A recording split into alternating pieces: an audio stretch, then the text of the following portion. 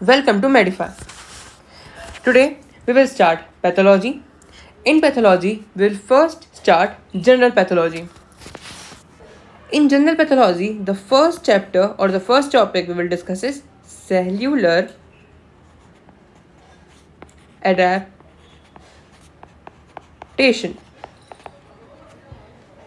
So this is our first video. So let me introduce myself.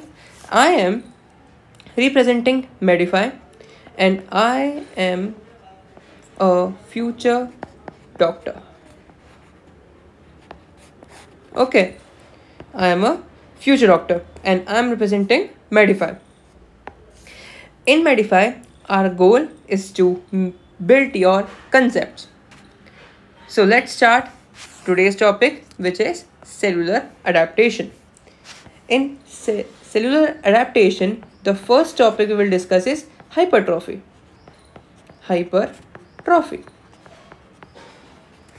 In second topic is hyperplasia.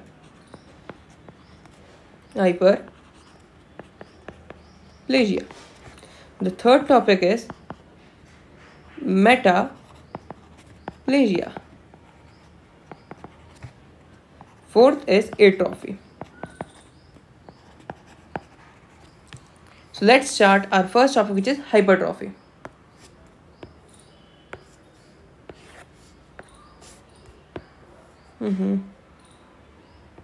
Okay then. Straight line. Let's start. First topic, hypertrophy.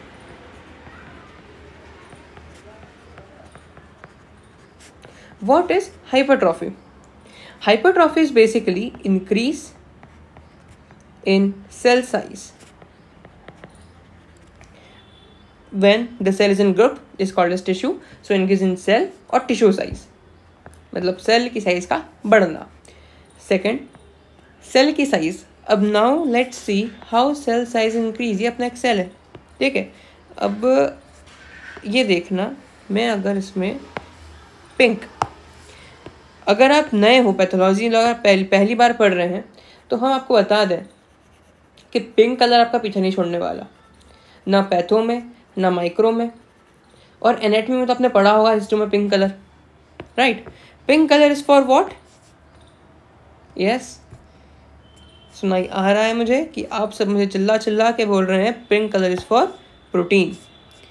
Pink colour is for protein. Yes, you are right. जो pink colour होता है वो होता है proteins के लिए, और जो प्रोटीन है वो क्या है? साइटोप्लाज्म है सेल के अंदर, तो साइटोप्लाज्म के लिए होता है.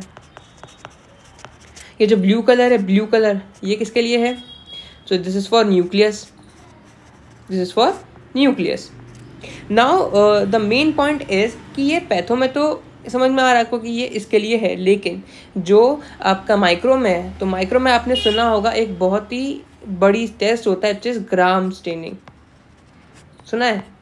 उसमें अगर आप ध्यान दें तो ब्लू कलर जो होता है वो होता है पॉजिटिव बैक्टीरिया के लिए, यानी कि ग्राम पॉजिटिव बैक्टीरिया का ब्लू कलर होता है, और पिंक और रेड कलर होता है तुम्हारा ग्राम नेगेटिव बैक्टीरिया के लिए. तो वो माइक्रो में पढ़ेंगे. माइक्रो और फार्मा की क्लासेस जल्द ही शुरू होगी. आज या कल में हमारे लेक्चर जल जाएंगे माइक्रो फार्मा के. Okay, then we start. हाँ, तो अब तक अपन ने क्या पढ़ा भैया?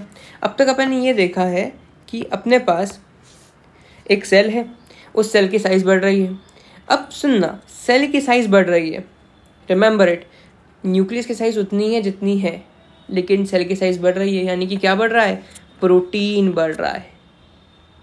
मेरा देश बढ़ रहा है, आगे बढ़ रहा है, लेकिन यहाँ पे क्या हो रहा है? प्रोटीन बढ़ रहा है, ठीक है. तो भैया प्रोटीन बढ़ रहा है, प्रोटीन बढ़ रहा है. और तो प्रोटीन बढ़ेगा कैसे? आप सबने पढ़ा होगा कि डीएनए न्यूक्लियस के अंदर होता है, ठीक है. इसका डुप्लीकेशन होता है, उसके बाद होता है ट्रांसक्रिप्शन जिससे बनता है ये आरएनए. आरएनए की प्रोसेस होती है स्प्लाइसिंग ऑफ आरएनए. पहले आरएनए रहता है ये, फिर ये स्प्लाइस होकर मैच्योर आरएनए यानी कि एमआरएनए बनता है, ठीक है. तो ये एमआरएनए, उसके बाद ये कन्वर्ट होता है ट्रांसलेशन से, किसमें? ट्रांसलेशन से कन्वर्ट हो जाता है तुम्हारा प्रोटीन में. इसका मतलब डीएनए से प्रोटीन बन रहा है, right, by going through mRNA. तो साइज, तो जो प्रोटीन है वो किस पे डिपेंड कर रहा है, डीएनए पे नहीं, एमआरएनए पे। तो increase in cell mRNA and last increase in protein, normally increase in protein. Okay, so now जो हाइपरट्रॉफी होती है वो दो टाइप की होती है, एक फिजियोलॉजिकल और एक पैथोलॉजिकल। तो जो फिजियोलॉजिकल होती है वो कुछ इस टाइप की होती है, मतलब नॉर्मली जो अपनी लाइफ में होती है, जो आपने देखी भी होगी। क्या आपने बॉडी पे कभी स्ट्रेच मार्क्स देखे हैं? Stretch marks, that is the symbol of physiological hypertrophy. देखो, फिजियोलॉजिकल हाइपरट्रॉफी आपको मेनली दिखती है जिम में। देखो, जिम में जाओ, बढ़िया बॉडी बनाओ, बॉडी बनाओगे, बाइसेप पंप आ जाएगा, बाइसेप पंप आया, तुम्हारे शोल्डर ब्रॉड हो गए। अब जिम छोड़ दो, मत जाओ। जिम ले जाओगे तो क्या होगा, तुम्हारे जो पंप आया था, जो मसल्स बड़ी हो गई थी, जो मसल के सेल्स इनलार्ज हो गए थे, बड़े हो गए थे, अब वो नैरो होने लगेंगे। वो क्या होने लगेंगे, नैरो होने लगेंगे। तो उससे स्ट्रेच मार्क्स आ जाते हैं। स्ट्रेच मार्क्स आएंगे तो वो बताएगा कि भैया पहले यहाँ पे हाइपरट्रॉफी थी, ठीक है। सो अगर मैं इसको इंग्लिश में बोलूँ कि as we do more exercise our muscle length, जो मसल की लेंथ है वो बढ़ती है, और आफ्टर जब हम जिम छोड़ देते हैं तो वो रिटर्न हो जाती है बैक, जो आप पहले मसल की लेंथ थी जिम करने से पहले, वो वापस उसमें आ जाती है। तो उससे स्ट्रेच मार्क्स पड़ जाते हैं अपनी बॉडी पे, ठीक है। तो वो है नॉर्मल चीज़ है। उसके बाद आती है pathological. This is important. Important क्या है इसमें? इम्पॉर्टेंट देखो, ये होता है हार्ट में। तुमने ये सुना होगा कि हार्ट की मसल जो होती है, कार्डियक मसल, वो डिवाइड नहीं कर सकती। ये तो सुना होगा, ठीक है, कि हार्ट की जो मसल्स होती है वो डिवाइड नहीं कर सकती। हार्ट नर्व्स है ना, हार्ट नर्व्स ही डिवाइड नहीं करती है। तो हार्ट में क्या है, याद रखना, हार्ट में होते हैं 4 चैम्बर्स, ठीक है, एट्रियम, वेंट्रिकल, और 2 एट्रियम 2 वेंट्रिकल, है ना। एट्रियम से अपना को इतना लेना देना है नहीं इस टॉपिक के हिसाब से, अपना वेंट्रिकल से लेना देना है, ठीक है। तुमने एक चीज़ सुनी होगी हार्ट में, प्रीलोड और आफ्टर लोड। प्रीलोड और आफ्टर लोड, क्या होता है प्रीलोड, क्या होता है आफ्टर लोड, अपना इस पे लेक्चर नहीं है, ये तो लेक्चर बहुत लंबा चले जाएगा। देखो, प्रीलोड डिपेंड करता है एडीवी पे, और आफ्टर लोड डिपेंड करता है टीपीआर पे। So let's talk about EDV. EDV का होता है end diastolic volume, end diastolic volume. Left ventricle जो होता है, जो कि ज़्यादा बड़ा होता है as compare to right ventricle, ज़्यादा स्ट्रॉन्ग होता है, जब एक खतरनाक पंप देता है वो ब्लड के लिए, पुश देता है ब्लड को, ठीक है। जो लेफ्ट वेंट्रिकल होता है उसमें जब एंड डायस्टोलिक वॉल्यूम बढ़ जाए तो क्या होगा, ये तुम्हारी, जस्ट इमेजिन ये थैली है जो कि बंद है, एक छेद तुमने किया, तुम उससे अंदर पानी डाल रहे हो, तो वो क्या होगी, थैली बड़ी हो जाएगी। सेम होता है, सेम, ये सेम कहानी है किसकी, इस कैसे, एंड डायस्टोलिक वॉल्यूम कितना है कि सिस्टोल के बाद कितना, मतलब वेंट्रिकल के सिस्टोल के बाद कितना ब्लड उसमें बच रहा है, उसको बोलते हैं एंड डायस्टोलिक वॉल्यूम, ठीक है। तो क्या होगा इसमें मेनली ये होगा कि कितना ब्लड बच रहा है। तो ब्लड अगर ज़्यादा बचेगा तो उसमें ज़्यादा प्रेशर पड़ रहा है, और कंटिन्यूस प्रेशर के कारण से उसकी साइज बड़ी हो गई है। तो वो लीड करता है किसको, इसेंट्रिक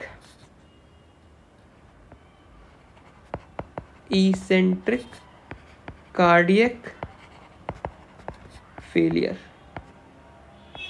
इसेंट्रिक कार्डियक फेलियर को लीड करता है, ठीक है। और ये क्यों होता है, तो इसका सबसे मेन रीज़न होता है ये एओर्टिक रिगर्जिटेशन, मतलब एओर्टा से ब्लड का वापस किसमें, वेंट्रिकल में रिटर्न हो जाना। Now let's talk about TPR. What is TPR? Total peripheral resistance. Total peripheral resistance. अब ये total peripheral resistance जो होता है, ये बहुत इम्पॉर्टेंट होता है अपनी बॉडी के लिए। पेरिफेरल रेजिस्टेंस अगर तुम्हारी बॉडी का बढ़ जाएगा तो तुम्हारी बॉडी का वीनस रिटर्न कम हो जाएगा, ठीक है। अगर मैं क्लास में पूछ लूँ कि इम्पॉर्टेंट कौन सा ब्लड प्रेशर है, डायस्टोलिक कि सिस्टोलिक, 99% जो फर्स्ट ईयर सेकेंड ईयर के होते हैं वो यही बोलते हैं कि सिस्टोलिक इज इम्पॉर्टेंट। नहीं, लेकिन diastolic is more important than systolic. और डायस्टोलिक क्या बताता है? Peripheral resistance. पढ़ा होगा फिजियोलॉजी में, क्लिनिकल क्लासेस में, है ना। तो डायस्टोलिक बताता है पेरिफेरल रेजिस्टेंस। पेरिफेरल रेजिस्टेंस का बढ़ना क्या कॉज करता है? क्या कॉज करता है? Less venous return. Venous return कम हो जाएगा तो क्या हो जाएगा? तुम्हारे बॉडी में सिस्टमिक हाइपरटेंशन, यस, रिफ्लेक्स के कारण सिस्टमिक हाइपरटेंशन हो जाता है बॉडी में, और ये बहुत डेंजरस होता है। It leads two concentric cardiac failure.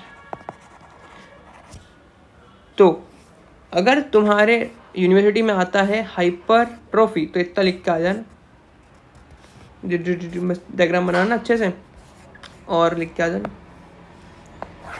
Then next we start, हाँ सबसे इम्पॉर्टेंट बात, एक सेकेंड, सबसे इम्पॉर्टेंट बात होता है कि हाइपरट्रॉफी जो होती है it does not leads to cancer.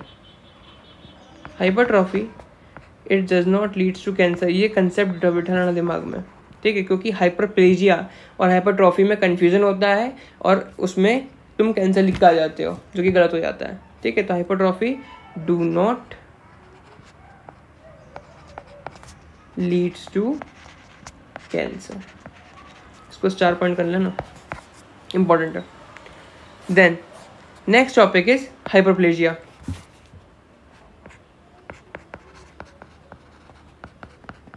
अभी क्या हो रहा था? सेल की साइज बड़ी हो रही थी, इंक्रीज इन सेल साइज। यहाँ क्या होगा?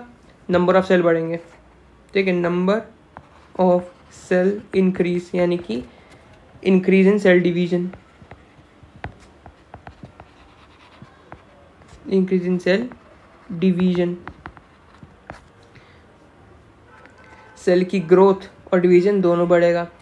तो ये भी दो कंपोनेंट होते हैं इसके, फिजियोलॉजिकल और पैथोलॉजिकल।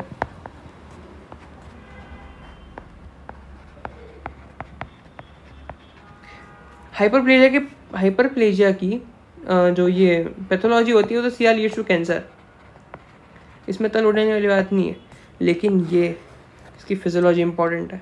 कैसे? आओ देखते हैं। नॉर्मली अपनी बॉडी में कहाँ ऐसी चीज़ें जहाँ पे सेल की ग्रोथ अभी भी हो रही होगी? बताओ।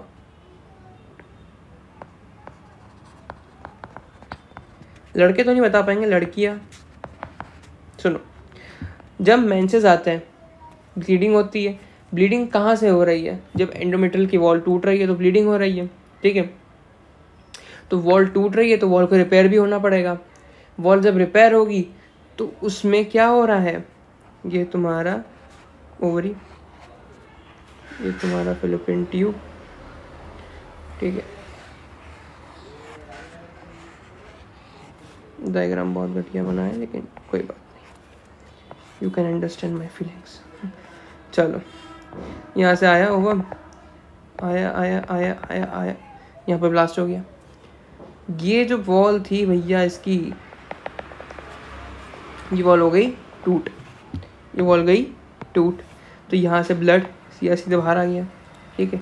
अब ये वॉल जो टूटी है अब ये होगी रीजनरेट होगी, तो जो सेल्स यहाँ पे टूट के आए हैं अब ये वापस रीजनरेट होंगे। और कौन सा हार्मोन मेन होता है इसमें? ईस्ट्रोजन। ईस्ट्रोजन जो होता है वो मेनली सेल रिपेयर को देखता है, यानी कि एंडोमेट्रियल वॉल के रिपेयर को देखता है ईस्ट्रोजन, ठीक है। तो ईस्ट्रोजन का बढ़ना इसके ओवरग्रोथ कराता है, याद रखना। ये जो सेल्स हैं अगर ये ओवरग्रोथ कर जाएं तो क्या होगा? ये तो नॉर्मल नहीं है, ठीक है। तो याद रखना, इसको बोलते हैं एंडोमेट्रियल हाइपरप्लेजिया। क्या बोलते हैं? Endometrial hyperplasia.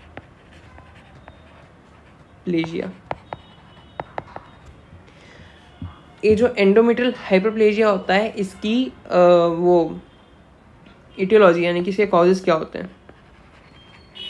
उसके कॉजेज लिख के आ जाना तुम, बढ़िया। 2 पहला होता है पीसीओडी, कि अगर तुमको पीसीओडी है तो तुमको एंडोमेट्रियल हाइपरप्लेजिया हो जाएगा। पीसीओडी पीसीओएस दोनों। पीसीओडी का होता है पॉलीसिस्टिक ओवेरियन डिसऑर्डर, या PCOS polycystic ovarian syndrome. Syndrome क्या होता है? Group of symptoms. छोटे छोटे टॉपिक से याद रखा, छोटे डेफिनेशन से याद रखा करो। और इम्पोर्टेंट है ओबेसिटी। हाँ, obesity leads to endometrial hyperplasia females में, ऑब्वियसली बात है। सिम्टम क्या लेके आएंगे तुम्हारे पास पेशेंट? उसका ये थोड़ी बोलेगी पेशेंट आएगी भाई मेरे को हाइपरप्लेजिया हो गया एंडोमेट्रियम में, नहीं। तो वो क्या बोलेगी? भैया मिनोरेजिया हो गया है। मिनोरेजिया मतलब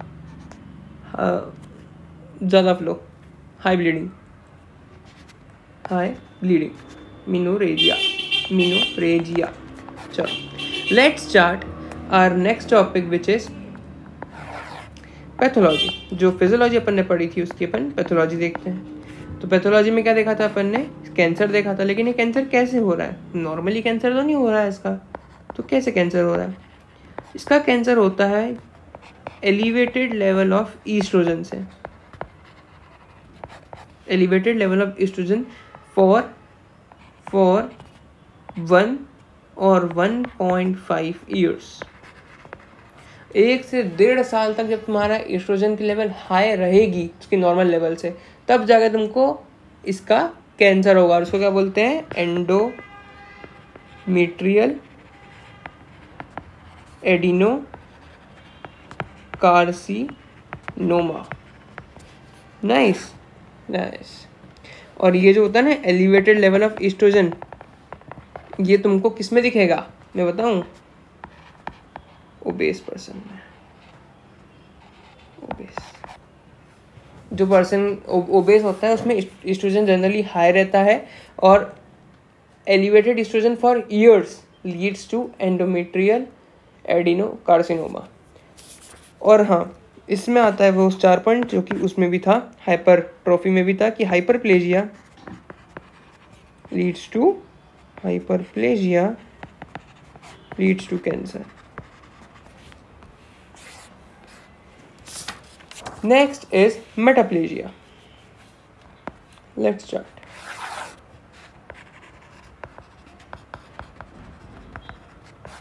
मेटाप्लेजिया क्या होता है? मेटा मतलब change, so metaplasia is change in form of one adult mature epithelium to another epithelium। यानी कि किसी एक एपिथीलियम का दूसरी एपिथीलियम में चेंज हो जाना। एक एपिथीलियम का दूसरे एपिथीलियम में चेंज हो जाना मतलब, देखो अभी मान लो तुम्हारे पास स्क्वैमस एपिथीलियम है, वो चेंज हो गई क्यूबॉइडल में या कॉलमनार में या फिर सिलिएटेड में। ये होता है क्या? यस, ये होता है। और अगर तुमने फर्स्ट ईयर में फिजियोलॉजी ध्यान से पढ़ी होगी तो उसमें एक टर्म आया होगा which is Barrett oesophagus. Barrett oesophagus.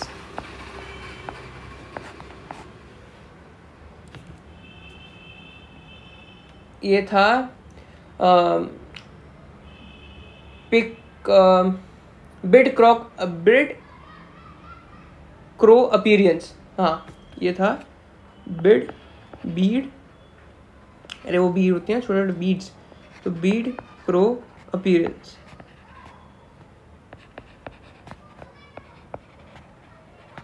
याद अगर आ जाए इससे तो अच्छी बात है।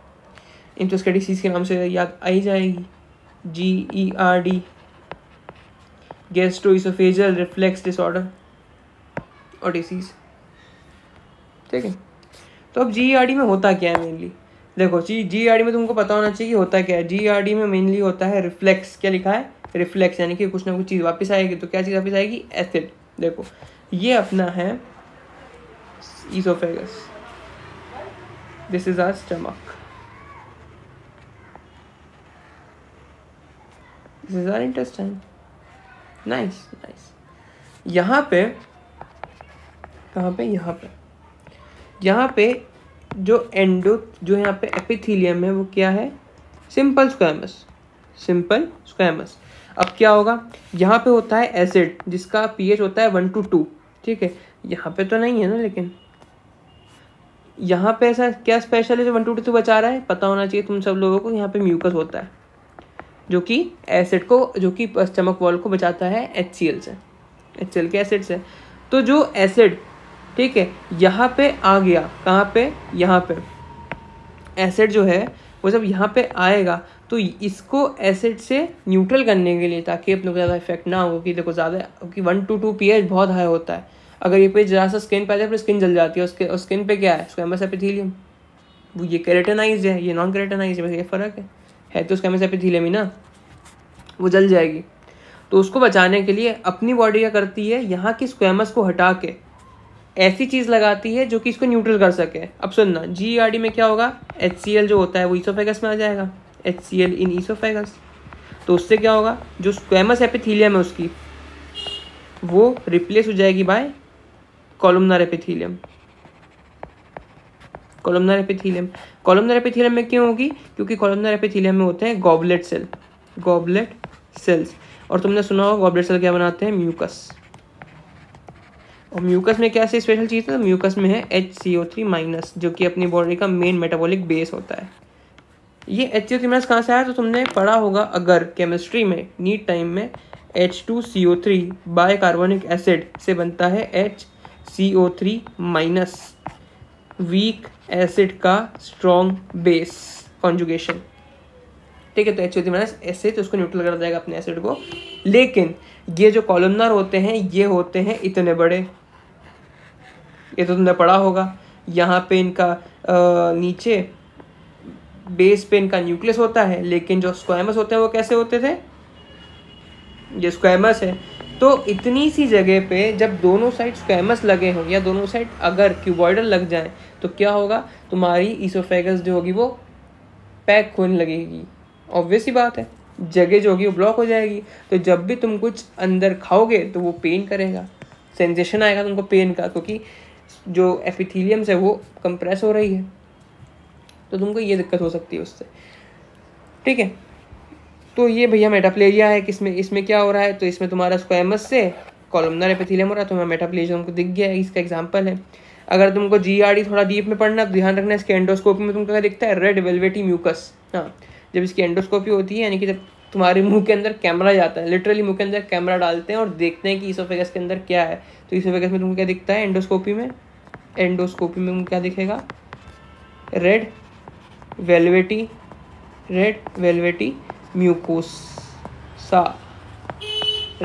म्यूकोसा दिखेगा। इसकी माइक्रोस्कोपी भी होती है जब तुम टिश्यू कल्चर करोगे, यानी कि जब इसका टिश्यू बन काटते हैं हल्का सा और कल्चर में भेजते हैं, तो इसमें क्या होता है, इसमें माइक्रोस्कोपी होती है, ठीक है। इसकी माइक्रोस्कोपी में स्पेशल चीज़ क्या होती है तुमको बताता हूँ, इधर आओ। देखो माइक्रोस्कोप में क्या होगा, चीज़ें इंपॉर्टेंट ये है कि तुमको म्यूकस भी है क्या, प्रोटीन, ठीक है। तो ये कैसा दिखेगा तुमको, यस सही बोल रहे हो तुम लोग, पिंक। लेकिन अपने को तो पता करना है कि भैया ये म्यूकस है कि प्रोटीन है, पता करना है ना। तो पता करने के लिए सबसे इम्पोर्टेंट होती है स्पेशल स्टेन्स। तो म्यूकस के लिए स्पेशल स्टेन क्या है, दो होती हैं, एक होता है PAS पास और एक होता है तुम्हारे पास एल्शियन ब्लू। देखो PAS पास में म्यूकस दिखता है तुमको मेजेंटा कलर का, यानी कि वही डार्क रेड मेजेंटा कलर का दिखता है म्यूकस, मेजेंटा। और एल्शियन ब्लू में कौन सा कलर का दिखेगा, ब्लू कलर का दिखेगा म्यूकस। तो तुम पता कर सकते हो उसको माइक्रोस्कोपी में, इसकी फोटोज भी मेरे पास है, ओपन एंडिंग में देखेंगे। तो मेटाप्लेजिया यहाँ पे खत्म। लास्ट टॉपिक अपने पास है atrophy. Let's start our last topic which is atrophy. तो एट्रोफी के बाद क्या खत्म, नहीं, एट्रोफी के बाद में अपन छोटा सा टाइम लेके सारे माइक्रोस्कोप में फोटोज देखेंगे, मेटाप्लेजिया एट्रोफी का नहीं होता है, एट्रोफी की ग्रॉस होती है, माइक्रोस्कोपी नहीं होती। तो एट्रोफी का नहीं देखेंगे, मेटाप्लेजिया, हाइपरप्लेजिया और हाइपरट्रॉफी, इन तीनों की अपन एक बार माइक्रोस्कोपी देख लेंगे, जिससे अपने को समझ में आ जाएगी चीज़ें। क्योंकि जो मैंने बोला है क्या वो असलियत में है, तुमको कंफर्म भी तो करना पड़ेगा, ठीक है। चलो आओ देखते हैं। एट्रोफी क्या होती है? डिक्रीज इन सेल साइज और decrease in tissue size. Decrease in cell size, decrease in cell size, ये ग्रॉस होती है माइक्रोस्कोप में, बोला ना, ये ग्रॉस होती है, माइक्रोस्कोपिक नहीं होती है। It is gross, it is gross, not microscopic, microscopic. Okay, requirement मतलब ये होता क्यों है, तो उसके रिक्वायरमेंट और ईटियोलॉजी की, उससे क्या होगा जब रिक्वायरमेंट है। तो भैया सबसे पहले ब्लड नहीं पहुंचा तो इश्कीमिया हो जाएगा।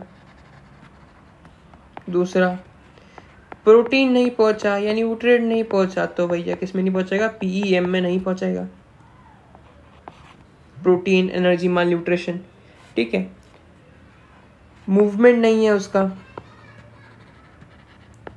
तो इसके लिए बहुत अच्छा टर्म है डीयूज एट्रोफी, याद रखना, डीयूज एट्रोफी, यानी कि इसका कुछ काम ही नहीं पड़ रहा है। जस्ट इमेजिन एक आदमी कोमा में 6 साल से, 6 साल से उसने अपने पैर का इस्तेमाल नहीं करा, उसके पैर हिले नहीं है, पैरालाइज है पैर उसके 6 साल से, और वो उसका यूज़ करना भूल जाएगा, लिटरली उसका यूज़ करना भूल जाएगा। जैसे कि तुमने काल देखा होगा क्रिश 3 में, जो आदमी स्टार्टिंग में चल नहीं सकता, कभी वो चला नहीं है, और अगर तुम क्रिश में तुमने देखा होगा काल एंडिंग में एकदम दौड़ने कूदने लग जाता है, वो पॉसिबल नहीं है। यस, उसको डीयूज एट्रोफी हो जाएगी, क्योंकि उसके पैर उसने स्टार्टिंग से कभी सेंस ही नहीं करे उसके पैर पे। तो तुमको क्या लगता है कि वो एकदम से खड़ा हो जाएगा आदमी तुम्हारे सामने? पॉसिबल ही नहीं, हो ही नहीं पाएगा, उसको चल ही नहीं सकता। तुम नॉर्मल हो, तुम नॉर्मली चलते हो, तो तुमको आता है कि हाँ राइट पैर आगे बढ़ाना है, उसका लेफ्ट पैर आगे बढ़ाना है, तो उससे पर नॉर्मली चल सकते हैं। सामने वाले को पता ही नहीं, क्योंकि उसने कभी यूज़ ही नहीं करा। वो चीज़ें देखने से ज़्यादा करने पे समझ में आता है कि अच्छा चीज़ ये है, ठीक है। चलो बहुत असली है, अब इधर आ जाओ। एट्रोफी जो होती है वो 2 टाइप की होती है, रिमेंबर इट, ऑटोफेजी, ऑटोफेजी और एपोप्टोसिस। एपोप्टोसिस, देखो एपोप्टोसिस तो एक टॉपिक है पूरा अलग से, तो अपन उसको पढ़ेंगे शायद नेक्स्ट लेक्चर नेक्रोसिस पे है, उसके बाद आपको दूसरी फैकल्टी एपोप्टोसिस पढ़ाएगी, ठीक है। नेक्स्ट में ही पढ़ाऊंगा नेक्रोसिस भी आपको, याद रखना। इसमें इंपॉर्टेंट क्या है? इंपॉर्टेंट ये है कि ऑटोफेजी जो है वो रिवर्सिबल है, रिवर्सिबल है, और एपोप्टोसिस क्या है? इर्रिवर्सिबल है, इर्रिवर्सिबल है। चलो लेट्स स्टार्ट ऑटोफेजी, क्योंकि एपोप्टोसिस आपको पूरा लेक्चर है उसके ऊपर। ऑटोफेजी, ऑटोफेजी होती क्या है? नाम से कुछ समझ में आ रहा है? ऑटोफेजी, फेजी, देखो ऑटो और फेजी, फेजी वर्ड से ये देखो फेज।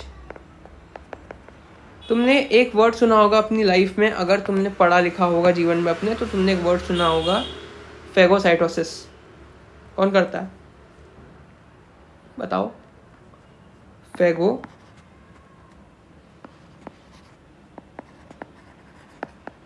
साइटोसिस,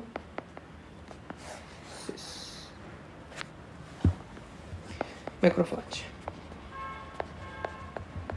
रिमेंबर, मैक्रोफाज का एक ही काम होता है, फेगोसाइटोसिस अभी तक, ठीक है। सेकेंड ईयर में आके तुम्हारे पास एक बूम आएगा कि मैक्रोफाज जो होता है वो सिक्रीशन भी करता है, फेगोसाइटोसिस भी करता है। वो अपन पढ़ेंगे इसके अगली यूनिट में, विच इज कौन सी यूनिट में आएगा तुमको? इन्फ्लामेशन में आएगा, ठीक है। So let's start autophagy. तो ऑटोफेजी मतलब फेगोसाइटोसिस। फेगोसाइटोसिस क्या होता है? इनगल्फमेंट ऑफ फॉरेन और सेल्फ मटीरियल, मतलब सेल खुद के सेल्स का और फॉरेन सेल्स का इनगल्फ कर जाना जो होता है। तो भैया ऑटोफेजी एक सेल के अंदर की कहानी है।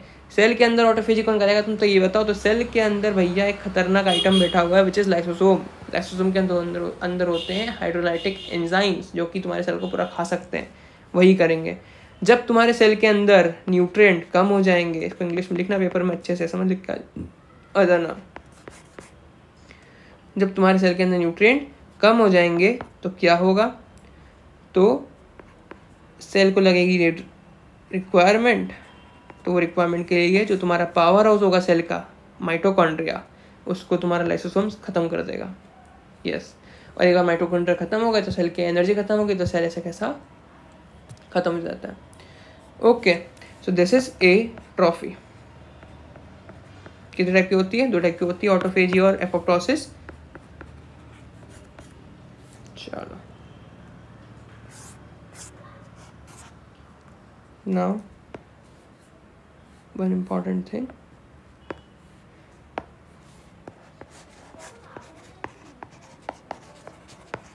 Thank you for coming.